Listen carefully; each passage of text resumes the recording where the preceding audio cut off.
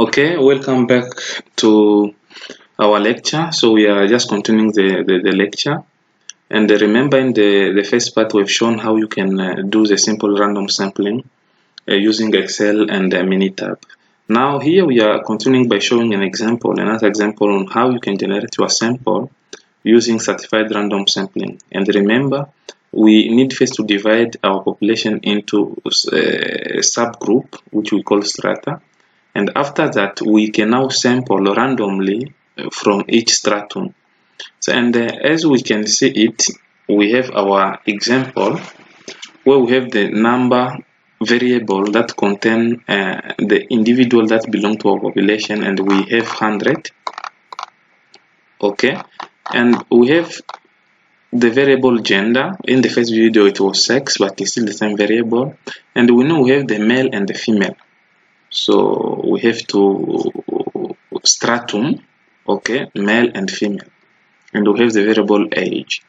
Now we will be interested in generating a stratified random sample in Excel. So remember, we will use the same process we've shown before by first generating random numbers, and then we will use those random numbers to stratify our population and then draw randomly from that population. And then we'll use that function random that is embodied in Stata. So you double click and you close and you say enter. So a random number has been created, and the following step will just be to drag down so that we can generate 100 random numbers. So, and here we are, and the following step is to right click and you copy everything, and you right click again and you paste, and there you are pasting as value or numbers, or you can use paste special, which is still the same, and you come here, you are pasting as values. And we are doing this because we don't want our random variable numbers to change. You see here now they cannot change, even though you can even if you can click on them. So after you have done this, the following step will be to select everything. Once we have selected everything, we can now use the function sort and filter, and we sort and filter by custom sort, and a window will pop up like this, whereby we will tell Excel first of all to sort by our variable gender. Okay, since we know that gender contains the male and the female, so we will tell okay, take the variable gender, but we'll add another level whereby we will tell Theta okay, sort the data by gender, where you will group the male and the female separately. And the second now step will be, we will tell Excel to use the random numbers in order to construct our sample.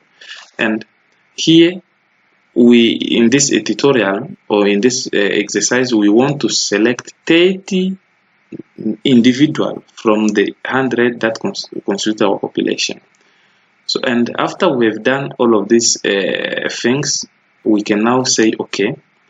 You see what Excel will do? Excel will first sort the data by gender, where we have the female, as you can see them, and down there you have the male. And then, because we want to construct a sample of 30 individual, and we are saying okay, 15 individual must belong to the female and 15 to the male.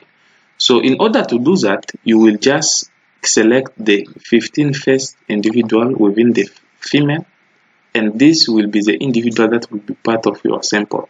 So you will have 33 individual, 16, 100, and so on. And for the male, you will do also the same things. You go where the male starts, and you select the 15 first individual. Okay, and if you take now the 15 plus the 15 from the female, you get 30 individual that will construct your sample. So this is the one thing, how you can do it in Excel to construct a sample random sampling, or you can construct a sample using stratified sample sampling. So now let's also show how you can get a stratified sample using Minitab. So quickly I will select everything, Control A. So I will copy the data, and I will now go to menu tab and open menu tab and right click paste, or you can do Control V. So here the data are pasted in menu tab, are imported, and quickly I can say, okay, let me do the sample random sampling, just replicating what we've done before, and I can go to calc random data sample from column, and here I want to sample 30 individual, but those 30 individual will be taken in the variable named number, because that is the variable that contains my population. I will click there, and I will tell menu tab to store this result in column C5, and I will say, okay, draw the sample without replacement. Okay, so here you see, when you do the simple random sampling, you will automatically have your 30 individual that will belong in your sample. But the concern is not on the simple random sampling, so we need to have a stratified sample. So using the stratified random sampling method. So the first thing that we need to let me just remove this. The first thing that we need to tell menu tab to do is to first group individual into the two different categories. So actually, let me recap to get the figure very well. Let us use the raw data as they are in the original Excel. So here I'm deleting everything so that you understand better what we are going to do here. So I remove this Excel, so don't save. So, and I will open a new Excel. Okay, I will come here. Okay, so I will open the original data, and here we are. So we have the original data. Okay, and I will copy everything. Sorry, and then I will go to menu tab and I will paste the data. Paste cells. Here we are. So I was saying the first things I can go to calc and say, okay, let me generate a random sample, okay, of 30 people or individuals. So I'm taking it from variable number and I want to store my result in column 7. I say, okay, here we are, and here I can call it sample random sample. Now secondly, we want now to do a stratified sample.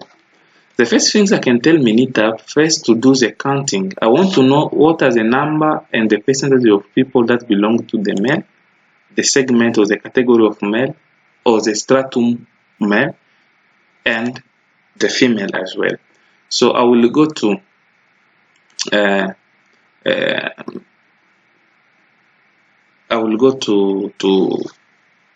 calculation. Okay.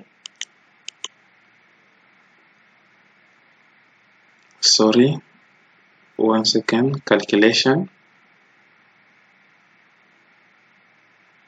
So I was saying we want to know the numbers of individuals. So I will go to statistic.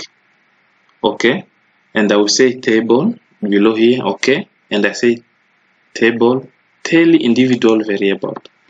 So and now once this small window has popped up, so I will say, okay, the variable that I want to know the number of male and female is gender.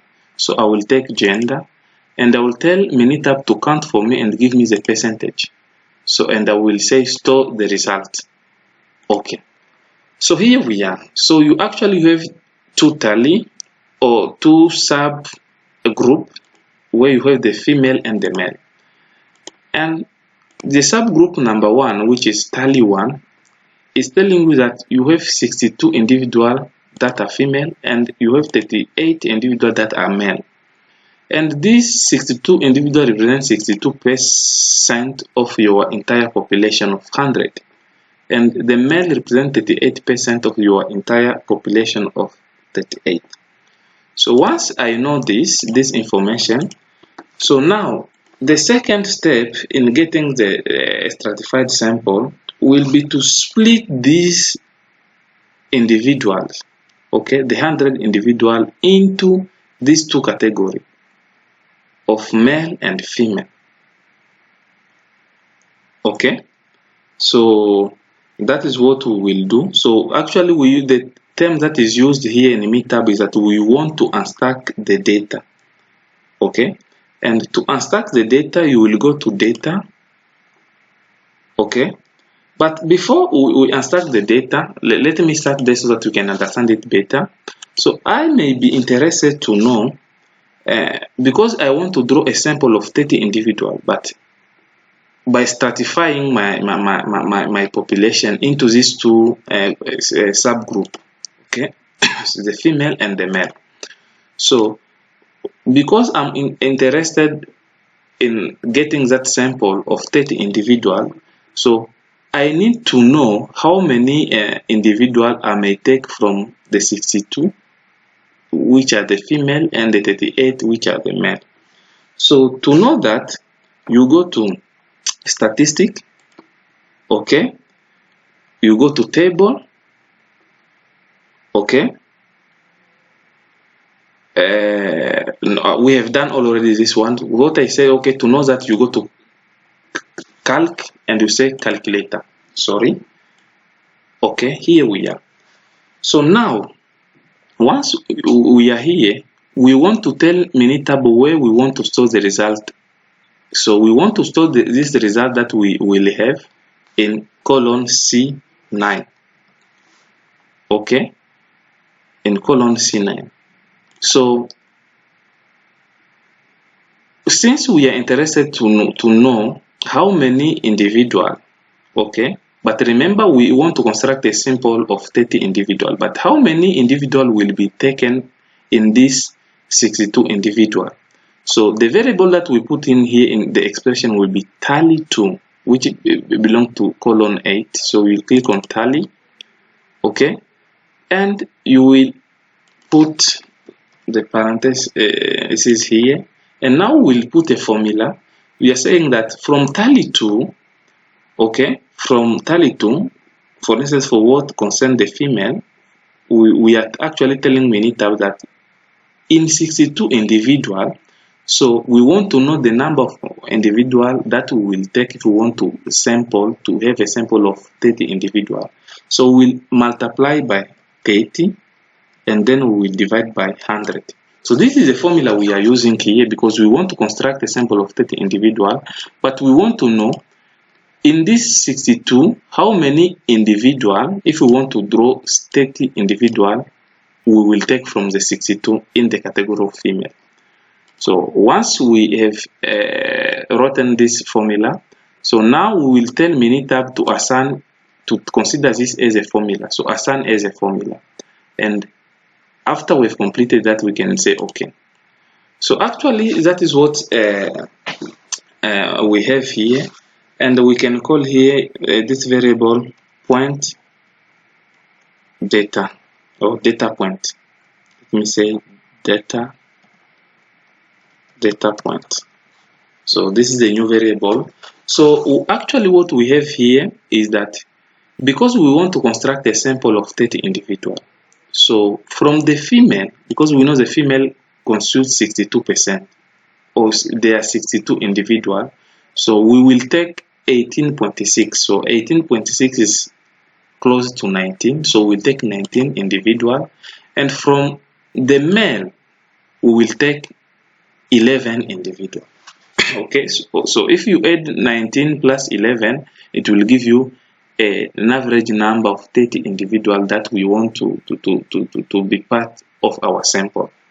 So once we are done with this, and we know that from the female we will take 19 individual, but from the male we will take 11 individual, now we can be able to unstack our data.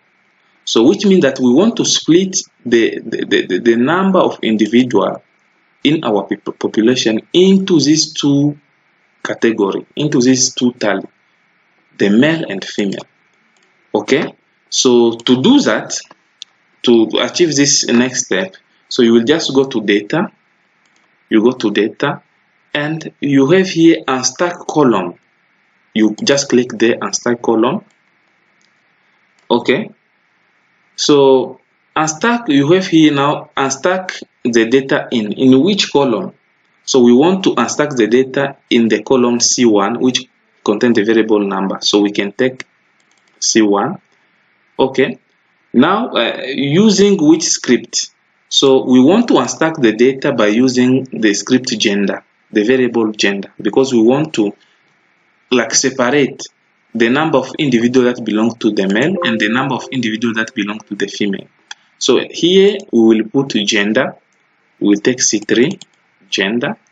Okay, and we will tell Minitab to put the result after the last column. Actually, the last column is C9, so we want the result to appear here in C10, C11.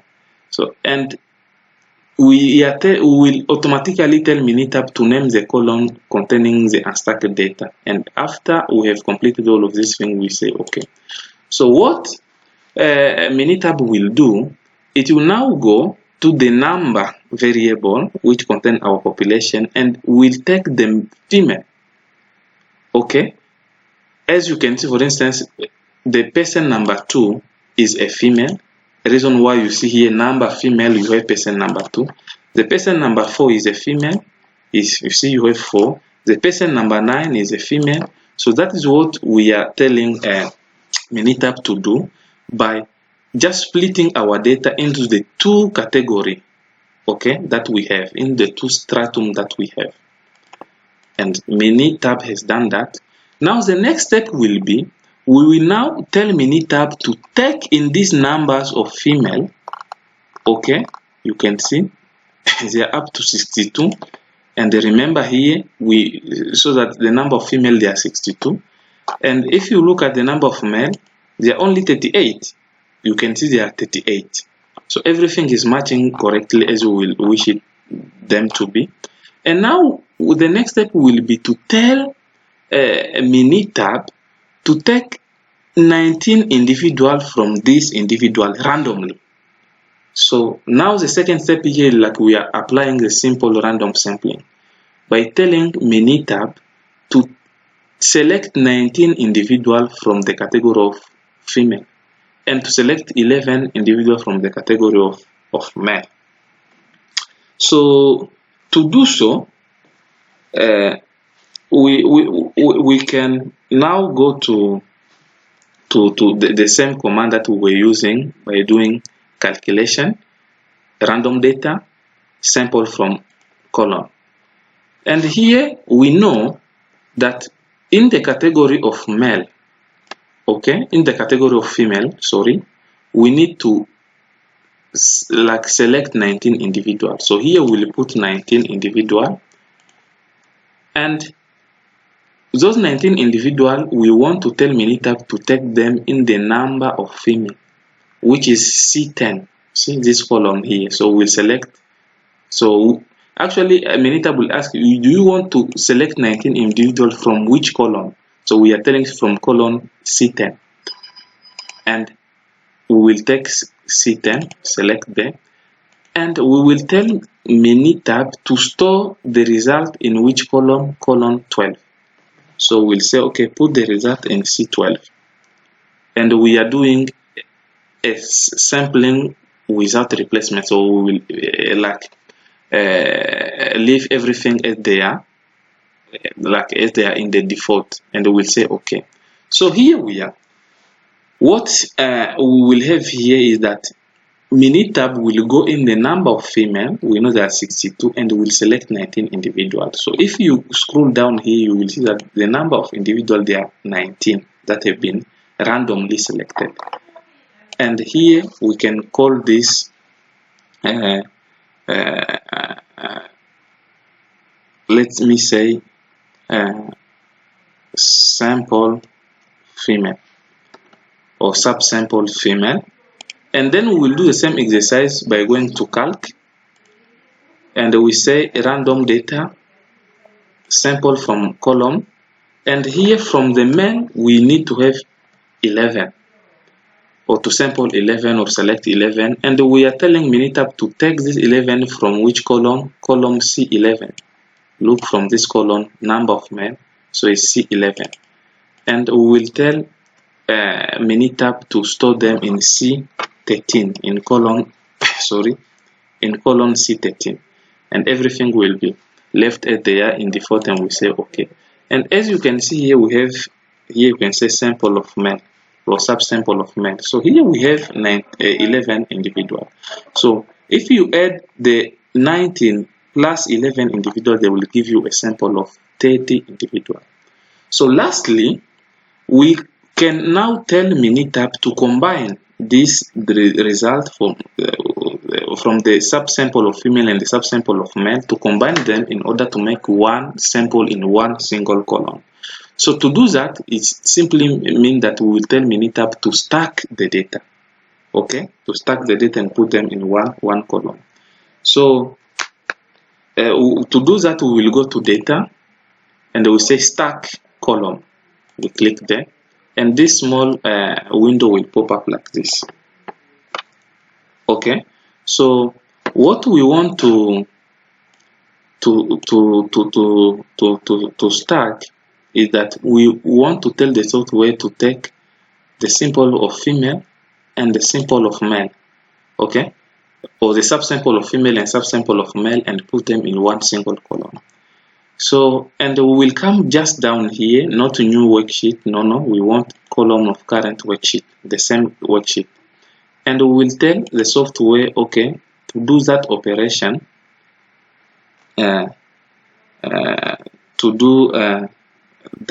operation, by combining these two outcome and put them in the in which column? Column C14. So we'll say put them in C14. Okay, so we can also say store subscript in which column? C15. So, and we can say okay. So here we are. So here we say final sample, and here they are subscript. So you can write as you want. So now here, as you can see, Minitab will simply like combine the subsample of female and subsample of male into one single sample. So you have the female, all of them, plus the male, okay, and you have a number of 30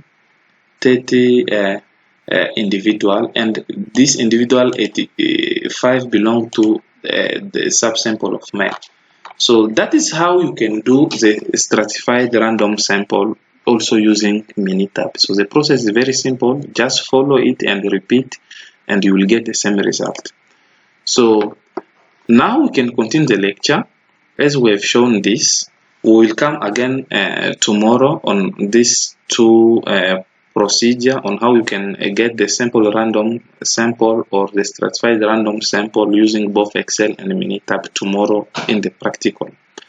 So let us now move forward and continue the lecture. So the next section will be speaking about the sampling distribution of the sample mean. So this part is also very important, because remember we are doing sampling, and we are saying, okay, you can have a population and you draw a sample of a given number, a given size, and then you can analyze whether the mean of that sample is very closer to the mean of the population. So here we are talking about the sampling distribution of the sample mean, which is a probability distribution consisting of all possible sample means of a given sample size selected from a population. So here the idea is that from this population of 100 individual, so you can be able to draw many possible sample. Okay, so you can say, for instance, I want to draw 10 samples from this population, 10 different samples, and compute their mean. Compute the mean of each sample and try to calculate the mean of the samples. Okay, and see whether that mean of the sample will be very closer to the mean of the population. So to illustrate this clearly, let us take an example here. So consider Teta's industry, which has 7 production employees. So this Teta's industry has 7 production employee, and the hourly earning of each employee are given in the table below. So actually you have the first employee, which is Joe, and Joe has a hourly earning of $7 US dollar. So you have Sam, Shu, you have Bob, and these are their hourly earnings.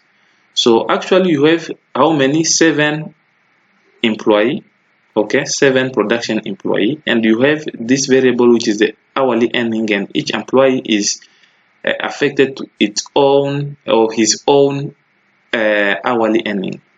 So now this is the population actually. So you have this population, okay, constituted by 7 employees.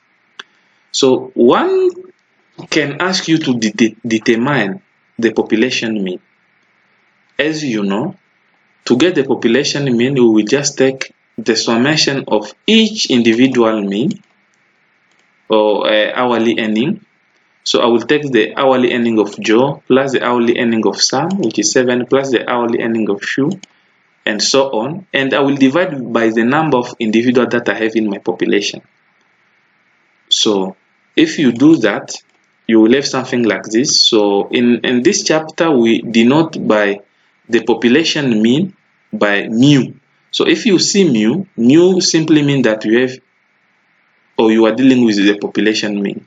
And if you see X bar, it simply means that it's the sample mean. So now to get the population mean, you will just take the summation of all the X, which is X represent the hourly earning.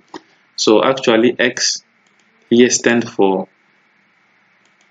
the hourly earnings, and you will sum all the hourly earnings and you will divide by the number of the population n. So that is what we have done here, and you have 7.71. So this 7.71 is the population mean. Okay, now since we are interested to maybe analyze whether the sampling distribution of the sample mean is very closer to the population mean. So the question here is, the second question is that they're asking to determine what is the sampling distribution of the sample mean for sample of size 2. What does it mean here in this equation? They're asking us to construct like different sample of size 2. Size 2, it means that we want to construct the samples of 2 individuals, okay, 2 individuals, and being able to generate many samples and now start calculating the mean of all of those samples. Now to do this, we are going to use a very important notion, or 2 important notions that we have studied. So the first notion is the notion of permutation. What is a permutation? So I will come back to the slides before.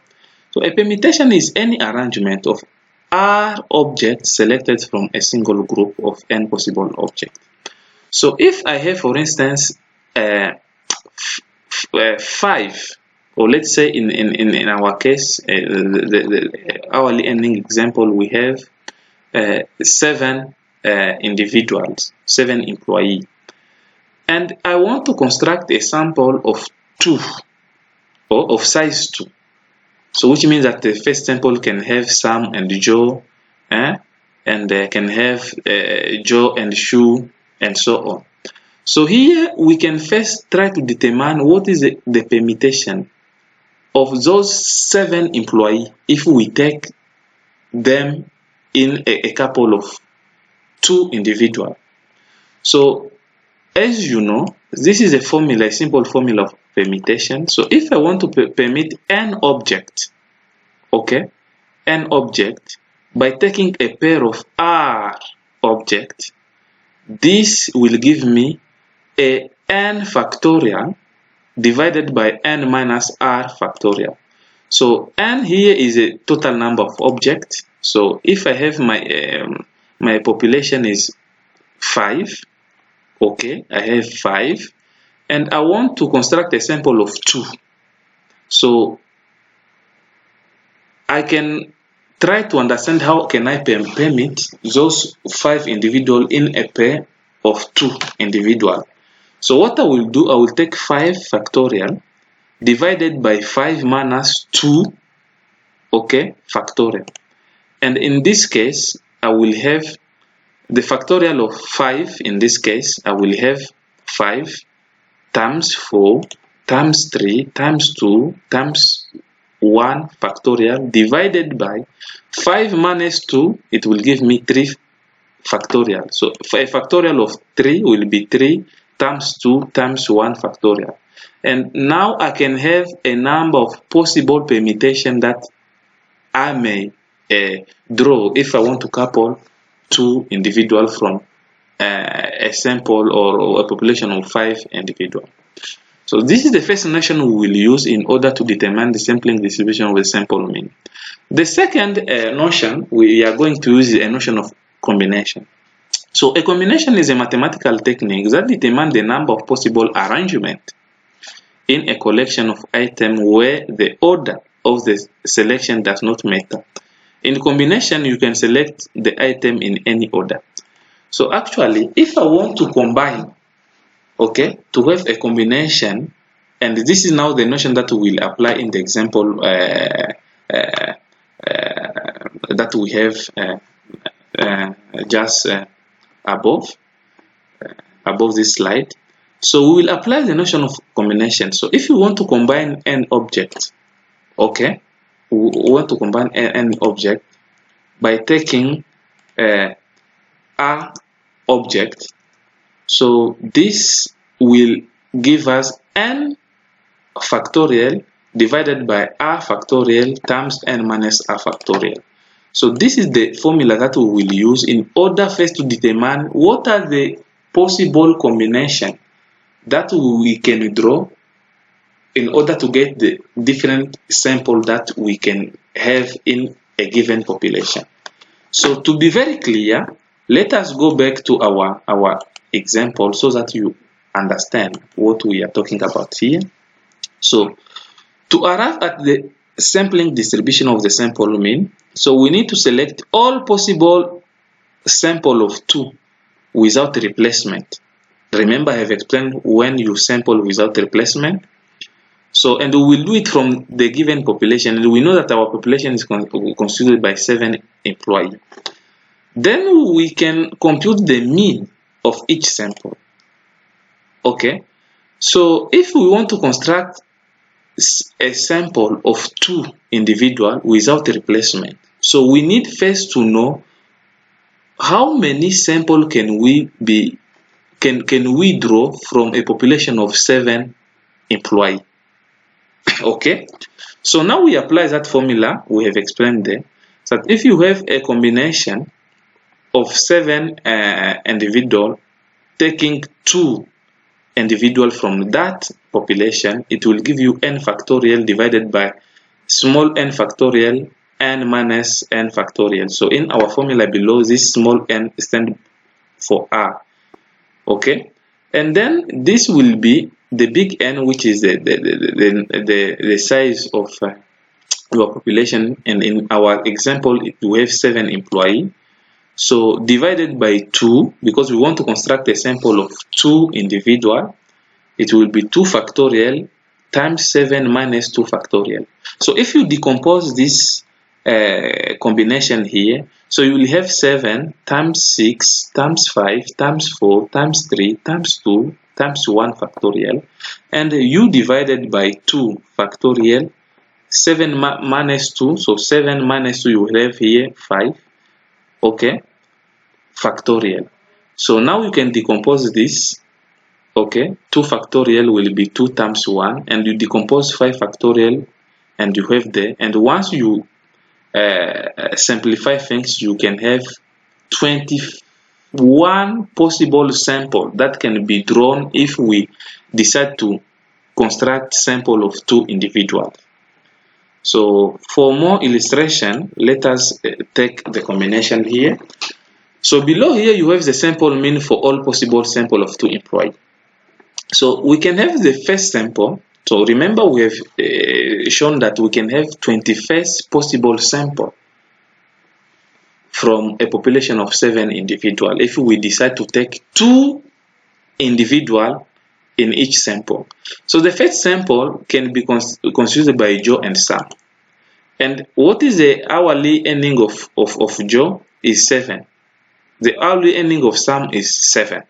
So I can now have the summation. So if I take 7 plus 7, I can have $14. So both individual will have a hourly earning of $17. So what is the mean for this sample of 2 individuals?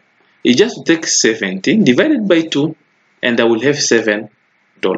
So for the first sample, you can see that we can be able, actually the first sample of 2 individuals, I can be able to have a mean of $7.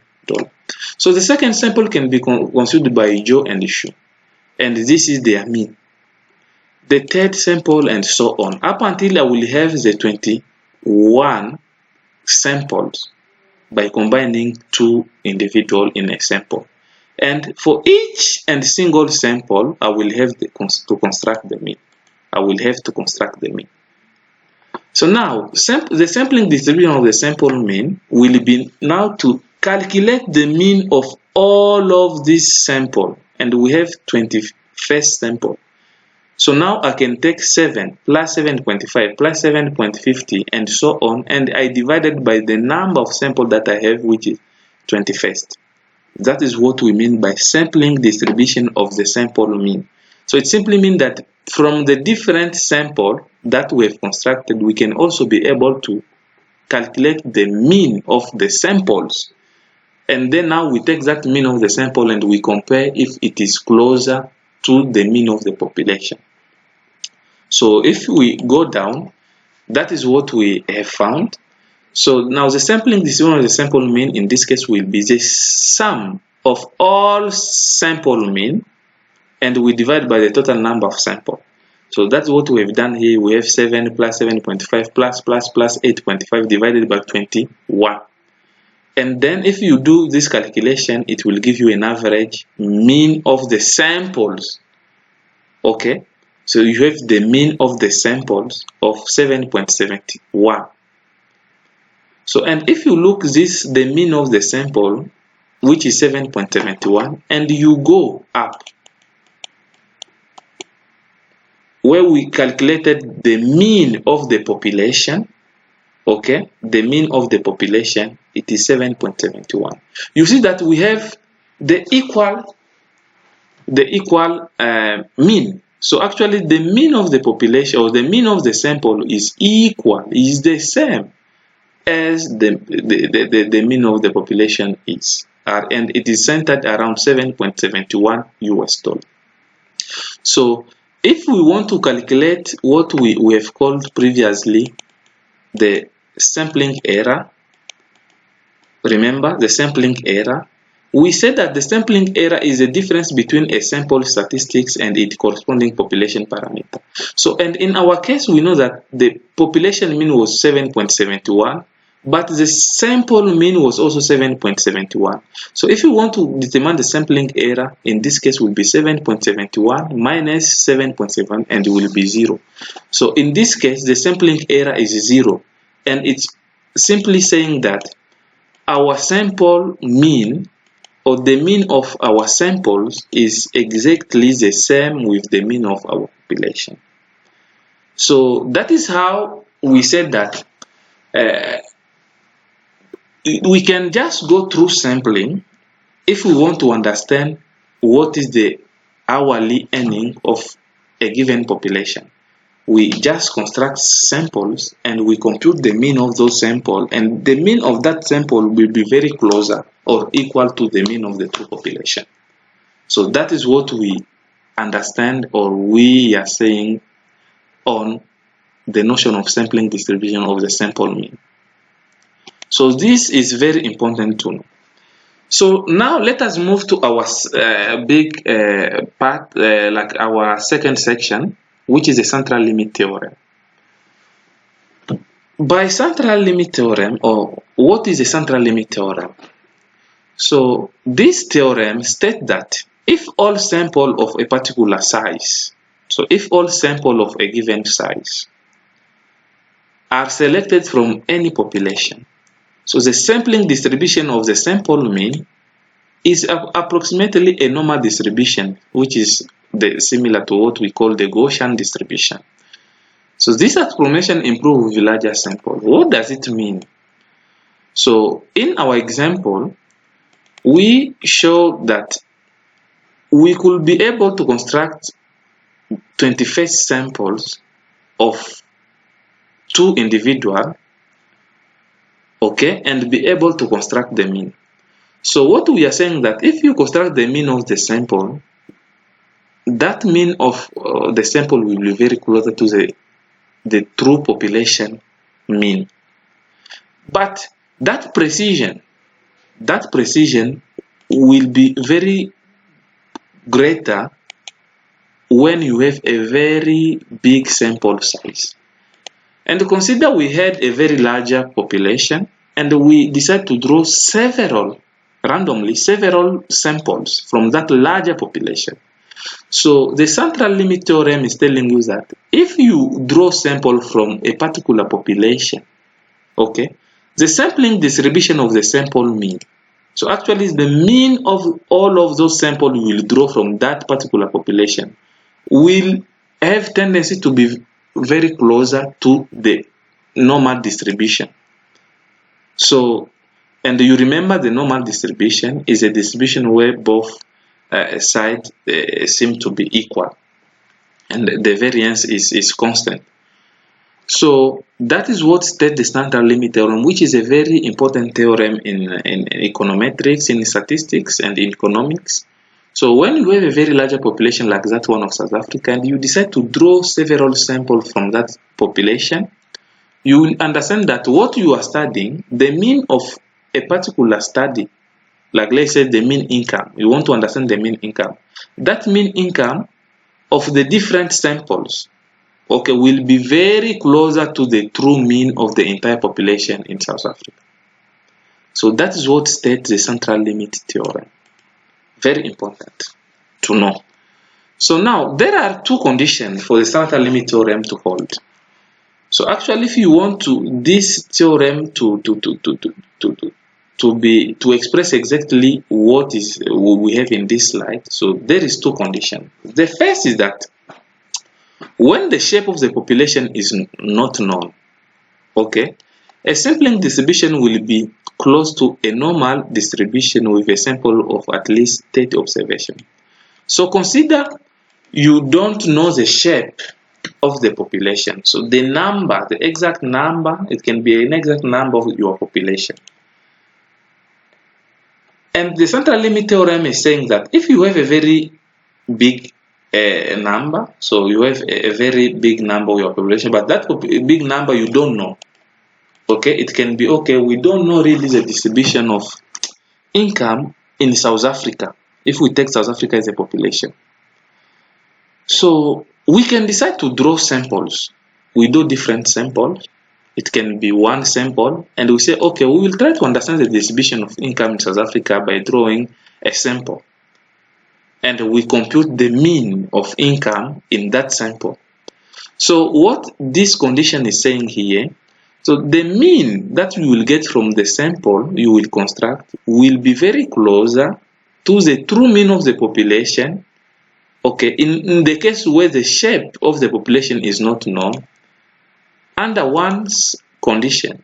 So your sample must be at least of 30 observations. So you must at least have 30 individuals that you select randomly, and then you calculate the mean, and that mean will be very closer to what is the mean of the entire population in South Africa. So secondly, the second condition is that when the sample are taken from population norm to follow the normal distribution. So if your population follow a normal distribution, so the size of the sample is not a factor. So for you to get a statistic that will be closer to from the sample, that will be very closer to the statistics of the population, in a case where your population follow a normal distribution, so you here in this case, you don't need to have a sample of at least 30 individuals. So you can even have a sample of 20, 21 individuals. But if your population follow a normal distribution, so you are more likely to have the true estimate drawn from that sample, which will reflect the true population value. So that's what this second condition is saying. Now, here the mean of the sampling distribution, okay, equal to mu, okay, and the variance is equal to sigma squared divided by n. So what we are saying here, that the mean of the sampling distribution is equal to mu. So actually I think we will modify this is not mu, so here is actually x bar, so we will modify it later.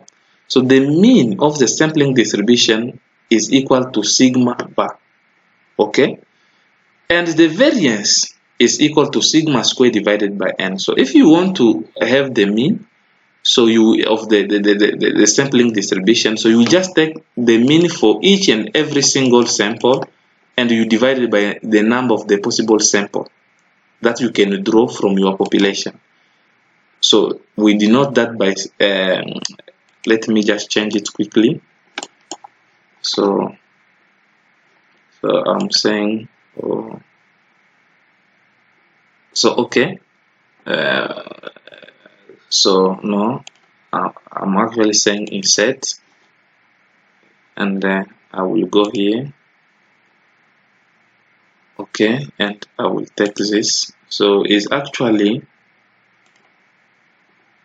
okay, x, yeah, this is what we are saying.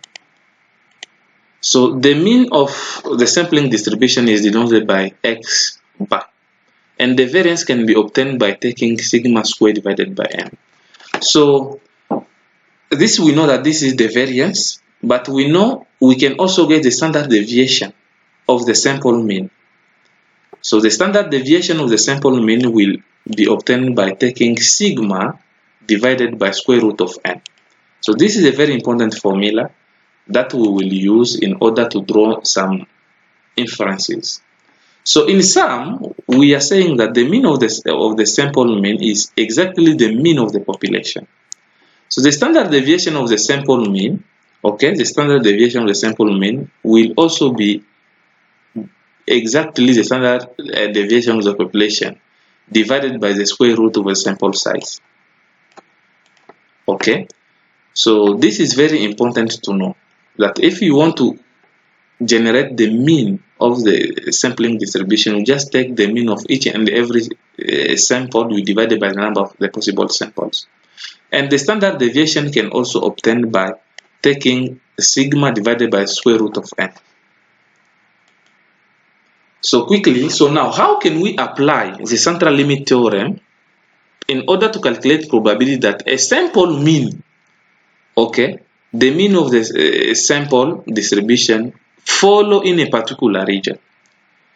So to do this, here we use the sampling distribution of the sample mean, okay, and we know that the sampling distribution of the sample mean is denoted by sigma by x bar. So here, if we want to apply the central limit theorem to calculate the probability that a sample mean following a particular region, so there is two possible cases that you may find, and pay attention to this section here. So the first case is that the population standard deviation sigma is known. So the first scenario is that you have a population, okay, and you can know the mean of that population, okay, and the standard deviation can also be revealed. So the population standard deviation sigma is known.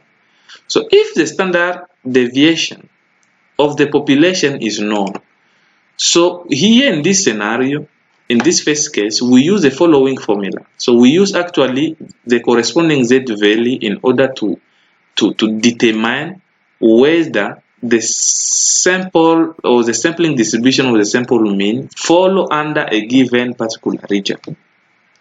So the z score or the z value is obtained by taking the sample mean, okay, the sample mean, and you subtract by the population mean. Remember here I said the population is known and the standard deviation of the population is known. So now we'll take the sample mean and you subtract by the population mean mu, and you divide it by actually the standard deviation of the sample mean, which is given by sigma divided by square root of n. Remember, we have said that the standard deviation is given by sigma divided by by square root of n. So that is how you can get the z score. Okay, so that is the first step. So you get the z score, and then we can now use the table, okay, that you may find quickly if you go to the book that I have uploaded in your under unit 6. So if you go to page 903, you will see a table beta 1, the appendix beta 1, called the area under the normal curve. So now we can use this table in order to find the probability that is linked to a z value. So what we are saying, the first step is that we must first determine the z value using this formula. So the z value is obtained by taking the sample mean minus the population mean divided by the standard error of the sample mean. So we will get a z value. Now we will go in this table, okay, we'll go into this table, the table of area under the normal curve, and we will find the probability that is linked to the z value that we will have calculated using that formula I explained. We take the sample mean, you subtract by the population mean divided by the standard deviation of the sample mean. So now let me explain to you how do you find the probability that is assigned to a particular z value. So remember, if you have a normal distribution, okay, you have a normal distribution, and we know a normal distribution, both sides of that distribution are equal. And if you have a standard normal distribution, and in this case we are talking about the standard normal distribution. So remember, you have studied with my colleague Bonolo that a standard normal distribution is a distribution that both sides they are equal, but the mean is equal to 0. Okay, the mean is equal to 0. So now we know the area under this curve. You see, the area under this curve construct or is constituted by a probability of 1. So if you divide it here, this both sides, so the first part here will have a probability of 0.5 or 0.50, and the second area will have a probability of 0.50. So if you add both area, you will have a probability of 1. That is the one thing. So now consider we have calculated a z value which is equal to 1.96, like in this example. So if you have a z value of 1.96, okay, so we may ask ourselves, what is the probability linked to a z value of 1.96?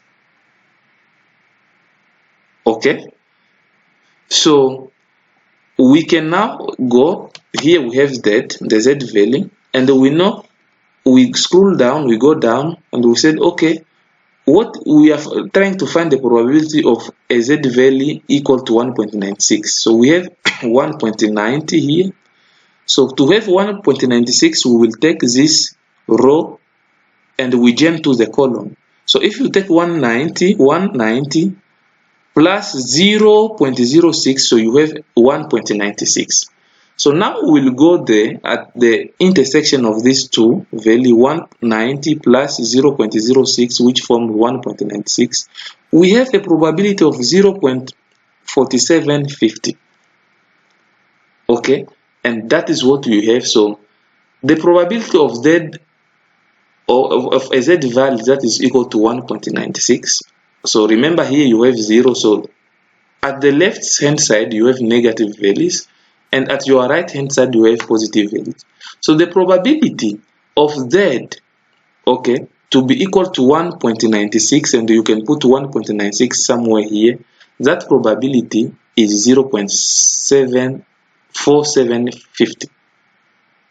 So we will be using the same table here in order to find the probability that a sample mean will follow under a particular region.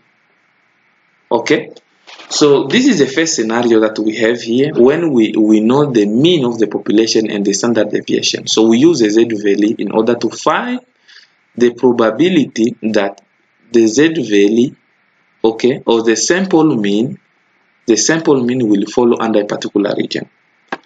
So, and remember, we have said that the sampling error will only be the difference between the sample mean and the population mean. So quickly,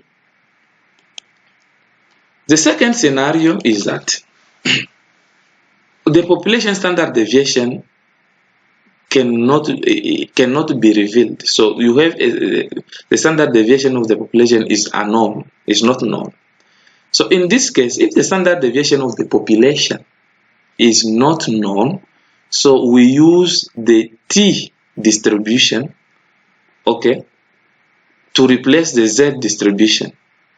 So actually, the T distribution, which is the student distribution, will be computed by taking the mean of the sample minus the mean of the population divided by the standard, okay, divided by S divided by square root of n. And what S expresses here, so S is an estimator of the standard deviation of the population. Actually, this S here stands to the standard deviation of the sample. So because we don't know the standard deviation of the population, so we will approximate this standard deviation of the population by the standard deviation of the sample. Okay, and then we can calculate the T value, okay, the student value, and we can also use the table of student in order to know the area under the curve that is linked to that statistics of the test student. So these are the two scenarios if you want to apply the central limit theorem to calculate the probability that a sample mean, okay, a mean obtained from different sample will follow into a particular region. So let us quickly take an example. Okay, so we have this example here that is saying that the quality assurance department for cola maintains the record regarding the amount of cola in its jumbo bottle. So the actual amount of cola in each bottle is critical, but varies. So the amount in each bottle in the cola vary a small amount from one bottle to the next. So Cola Inc. company does not wish to underfill the bottles. So they don't want to underfill the bottles. So on the other hand, it cannot overfill each bottle. So its record indicates that the amount of cola follows the normal probability distribution. So because the amount of colas, they follow a normal probability distribution, so the mean amount per bottle, okay, is 31.2 ounce. So this is the mean amount per bottle, is 31.2 ounce. And the population standard deviation, okay, the population standard deviation is 0.4. So you see, in this scenario, we know the mean of the population, okay, and the standard deviation of the population is also known. So actually in this example, we are in the first scenario. So when we know the mean of the population and we know the standard deviation of the population, so we will use the Z value, the Z formula, in order to determine the Z value or the Z score. And then we will now go into the table I've shown you in the textbook to find the probability linked to that Z statistic or that Z value that we will determine. So now this is a question. At 8 a.m. today, the quality technician randomly selected 16 bottles from the filling line. So because here they have a problem that they've observed that some bottles are overfilled while some are underfilled.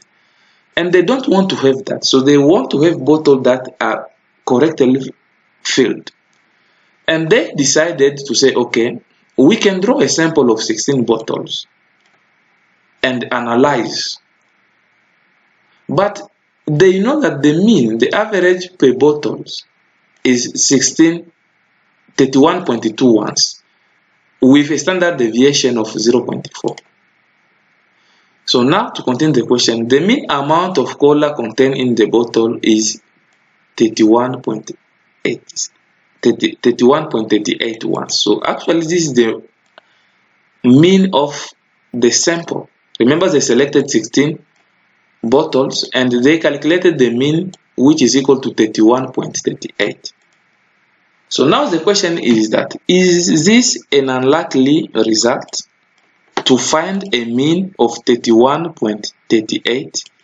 Okay. Is this an unlikely result? Whereby we know that the mean of the population is 31.2. So the question continues. Is it likely the process of putting too much soda in the bottles? Is it likely that process? Or to put this question in another way, we can say, is a sampling error of 0.18 ounce unusual?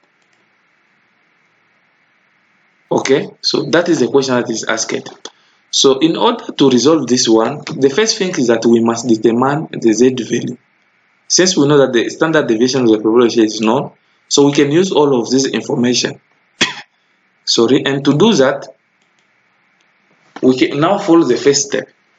So the first step is that we may be requested first to find the Z value that corresponds to the sample mean of 31.38. Okay, and to do that, we use the Z formula here to get the Z value. So the Z value will be, we will take the sample mean minus the population mean. Oh, we know the sample mean is 31.38. That's what we have here, minus the population mean, and we divided by the population standard deviation divided by the square root of the sample size, which is 16. Remember, they have decided to sample 16 bottles.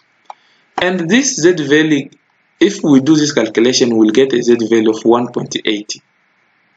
Okay, now we will ask now the question.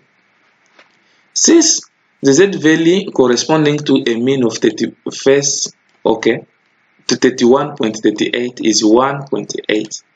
So what is the probability, okay, of having a value, a Z value that is equal or more than 1.8?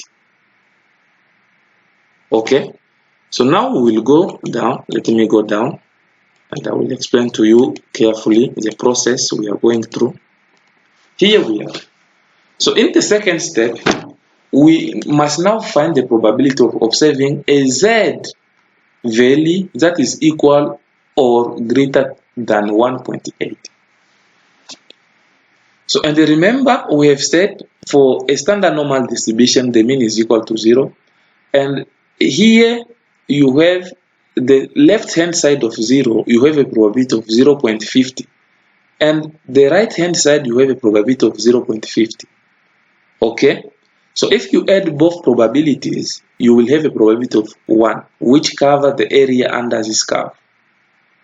Okay? So because we have calculated a z value, okay, that is linked to, we have calculated a z value of 1.80, and that z value is related to a sample mean of 31.38. Okay, is that right? So to get the probability of this z value of 1.80, okay, or to get the probability of observing a z value equal to 1.8 or greater than 1.8, it is simple. So we will go to the table I have explained to you, and here we are. So we know that we have calculated a z value of 1.8. Okay, and we know that the area under the curve, under this curve, it has a probability of 0.50. Okay, is that true? So now what we will do, we will now take the probability of z value equal to 1.80. We will find that probability, and that probability is 0, you can see 0.4641. This is a probability associated with 1.80. So don't confuse to take this probability at this level. So at this level, now because we have calculated the value of 1.8, so it's 1.8. 1.8 plus 0, it gives you 1.8. So if we have obtained a z value of 1.81, so actually the probability linked to 1.81 should be this one here, 0.4649, because you will take 1.8 plus 0.01, which will give you 1.81. But here the probability linked to 1.8 is 0.4641. So now what we will do here in finding that probability quickly, so is that we know that the area under the curve here from 0 has a probability of 0.50. So we will now take 0.50 minus 4641, which is the probability that is linked to a z to be equal to 1.8. So we'll take 0.50 minus 0.4641, and we will get 0.0359. Okay, so actually what we are saying here, that the probability of observing a z value equal to 1.8 or greater than 1.8 will be 0.359. That will be the probability. Okay, so what do we conclude from this small exercise? So we conclude that it is unlikely, less than a 4% chance, we could select a sample of 16 observations, so 16 bottles, from a normal population with a mean of 3.2 once and a greater, okay, once, and a population standard deviation of 0.4 once, and find the sample mean equal to or greater than 31.38 once. Okay, here. Actually, so we conclude that the process is putting too much color. So that is the conclusion here we can draw from this. So what I've been saying is that we conclude that the process is putting too much color in the bottle. Why we conclude this is because the probability of having a z value that is equal or greater than 1.8 is following under this area, and that probability is 0.0359. So we can conclude that the process is putting too much cola in the bottles. That is the conclusion we can draw. That is the end of this chapter. So please note carefully what I've explained here, that you have two different scenarios, and if you have the first scenario where the standard deviation of the population is not known or is known, so here you use the z formula to get the z value that will allow us to determine a given probability that the sample mean will follow under a particular region. So, and the second option or possibility is that we don't know the standard deviation of the population. In that case, we use the t formula to get the t value, and that t value we can now refer to the table of students to find the probability associated with that t value. So actually this second scenario we will cover it tomorrow when we will be doing the practical for this entire chapter. So thank you very much for watching, and I will advise you to go through the two videos in order to see the flow and exercise, because you have the same data. I've uploaded the same data on Blackboard under Unit 6, and you exercise. And carefully also read the book I've uploaded, which is associated to this chapter. So chapter 8, you will get more explanation on what is under this chapter or what is about this slide. So thank you very much, and we will meet again tomorrow to do now the practical of the entire things that we've covered in this chapter. Thank you very much.